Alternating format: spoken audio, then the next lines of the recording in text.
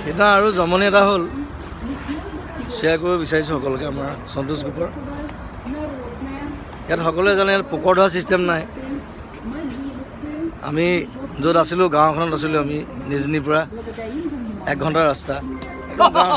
গাঁৱৰ ভিতৰত মানুহ নাই একেবাৰে কম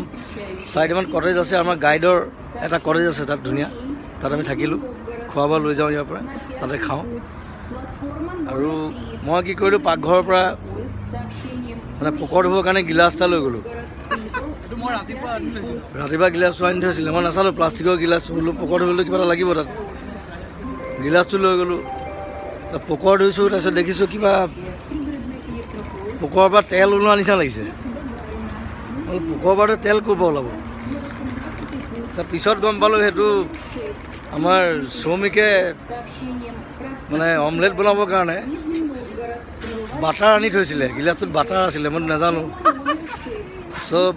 ৰাছিয়ালৈ আহি মানে প্ৰথমবাৰ বাটাৰেদি পোকৰ ধুইছোঁ মই সেইটো এক্সপিৰিয়েঞ্চ মই কেতিয়াও নাপাওঁ সন্তোষ এক্সপিৰিয়েঞ্চ উইথ বাটাৰ পোকৰ